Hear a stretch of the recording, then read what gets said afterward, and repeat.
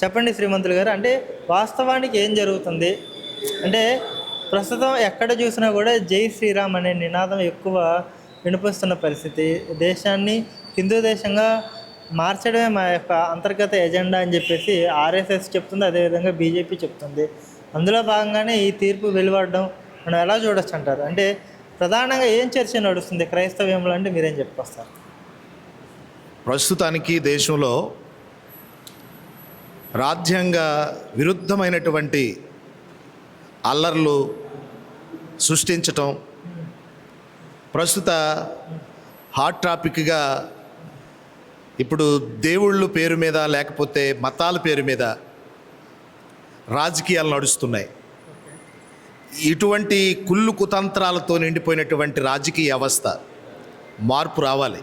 ముందు మార్పు రాకపోతే అస్సలు ఉండే కొలది ఇది భయంకరమైనటువంటి అల్లర్లకు ప్రజల్లో అశాంతి కలిగించేటటువంటి రీతిలో పరిస్థితులు మారిపోబోతున్నాయి. ఇలాంటి విషయంలో ఖచ్చితంగా దేశంలో మన రాజకీయ నాయకులైనటువంటి వాళ్ళలో ముందు మార్పు రావాలి. వాళ్ళు మైండ్లు చేంజ్ కావాలి. ఎలక్షన్స్కి వెళ్ళినప్పుడు అన్ని మతాలు కావాలని చెప్పి కలుపుకుంటారు. చర్చికి వెళ్తున్నారు, మసీదుకి వెళ్తున్నారు, అలాగనే దేవాలయాలకు వెళ్తున్నారు. అక్కడైతే భేదాలు కల్పించట్లేదు. ఓట్లు వేసుకునేటప్పుడు కూడా అన్ని మతాలు అన్ని కులాలు వేసే ఓట్లు కావాలి. రాజ్యాంగాన్ని అమలుపరిచే విషయంలో కానీ లేకపోతే సమాజం యొక్క హక్కులు వాళ్ళకి ఏమాత్రం కూడా భంగం కలిగించకూడదనేటటువంటి విషయంలో ప్రస్తుత పాలకులు వివక్షత చూపిస్తున్నారు. ఈ పరిస్థితులను బట్టి ఇప్పుడు మీరు ఒకటి అడిగారు, దేశంలో హిందూ దేశంగా మార్చాలని జై శ్రీరామ్ అనేటటువంటి నినాదంతో ముందుకెళ్తున్నారని చెప్పి. ఓకే, ఏ మతానికి సంబంధించినటువంటి వ్యక్తులు వాళ్ళ ఇష్ట దైవంగా కొలుచుకునేటటువంటి వారి నేమ్ మీద ఎన్నైనా వాళ్ళు చేసుకోవచ్చు. అలాగని చెప్పి వారు దైవాన్ని వాళ్ళు జైలు కొట్టవచ్చు, లేక వారు పూజించుకోవచ్చు. కానీ వేరే దైవం కలిగిన వేరే మతస్థులైనటువంటి వారిని వాళ్ళు ఇబ్బంది పెట్టకూడదు. మీరు ఇదే పలకాలి, ఇదే నినాదం పలికితే ఈ దేశంలో ఉండాలి. ఈ నినాదం కాకపోతే మీరు ఏ దేశవస్తులో ఆ దేశం పోవాలని మా భావనతో ఇలాగా కొంతమందిని నిజంగా జ్ఞానం గల వాళ్ళు ఎవరు కూడా ఆ విధంగా మీరు ఇలాగే ఉండాలని చెప్పి ఎవరు అనరు. కొంతమంది ఆగతాయి కుర్రోళ్ళు రెచ్చగొడుతున్నారు. రెచ్చగొట్టి మరలా మన దేశం ఎక్కడికో వెళ్ళిపోద్ది, ఎవరో వచ్చి పట్టుకుపోతారు, ఎడారి దేవుళ్ళట వేరే దేశస్తులు, జీజస్ నమ్ముకున్న వాళ్ళంటే ఎడారి దేశస్తులట, ఈ ఎడారి మతం ఇదని చెప్పి పబ్లిక్గా సోషల్ మీడియాలోనూ కూడా కొంతమంది రెచ్చగొడుతున్నారు. రెచ్చగొట్టేటప్పటికి ఎవరో ఆకతాయి కుర్రోళ్ళు అన్ని మతాల్లోనూ ఉంటారు. ఒక మతం కానీ ఒక కులంలో కానీ భారతదేశం అంటేనే సర్వ మతాలు కలిసి ఉన్నటువంటి భిన్నత్వంలో ఏకత్వం కలిగిందన్న భావన అందరికీ ఉంది. ఆ భావనను అందరి మైండ్లో నుంచి కూడా తొలగించటానికి మతతత్వమైనటువంటి పార్టీలుగా కొన్ని బయటకు వచ్చి అదే అజెండా మీద వెళ్ళటం వలన మతాల్లో ఎక్కువగా కలవరం పుట్టుకొస్తుంది సార్. దీని మీద మేము ఒకటే చెప్తున్నాం, దేశంలో క్రైస్తవ సమాజం ఎప్పుడు కూడా శాంతి వర్ధిల్లాలని కోరుకుంటాం, అందరూ బాగోవాలి అనే భావనతో ఉంటాం. అలాగని చెప్పి ఏ మతాన్ని కూడా మేము విమర్శించం.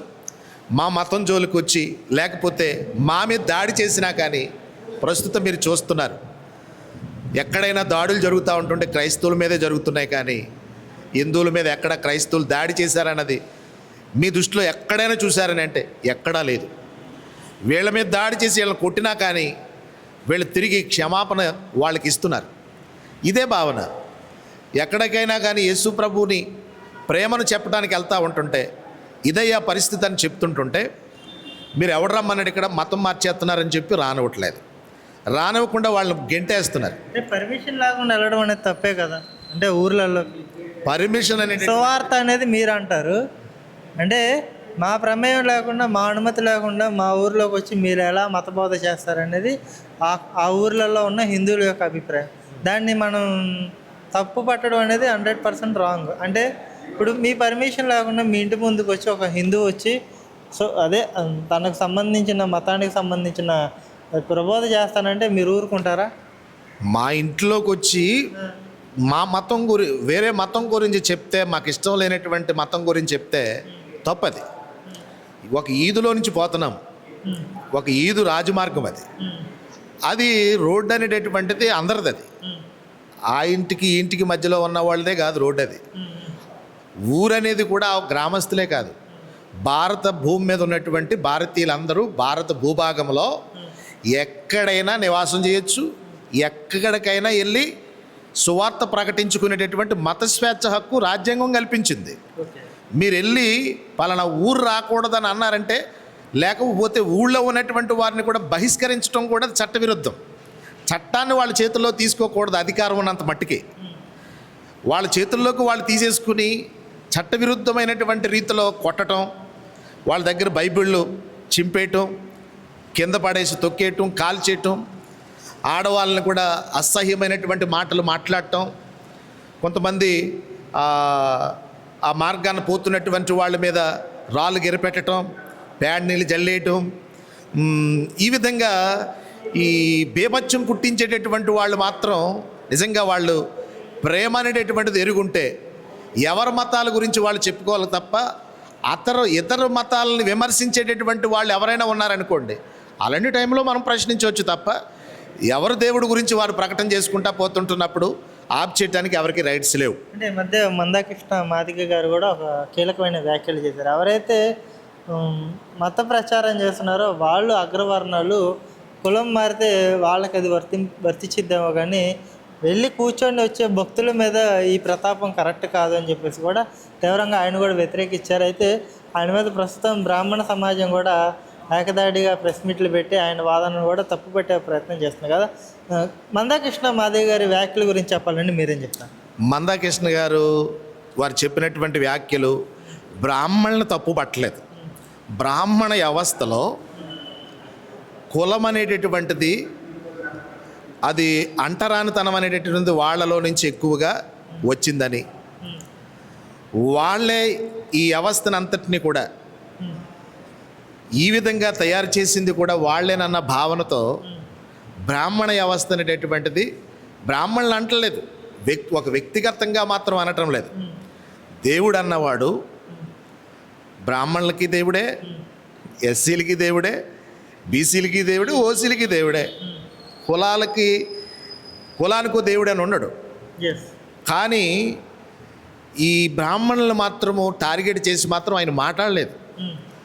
బ్రాహ్మణ వ్యవస్థలో ఉన్నటువంటి అంటరానితనం అనేటటువంటిది రూపుమాపాలి, బ్రాహ్మణులకే అత్యగత్యం ఇచ్చి వాళ్ళే పూజారులుగాను వాళ్ళే అర్చకులుగాను ఉండటం కాదు, కుల నిర్మూలన జరగాలి. కుల వ్యవస్థ అన్నది రద్దు చేయబడాలి. అది రద్దు చేసిన తర్వాత అంటరానితనం అనేటటువంటిది రూపుమాపుతుంది.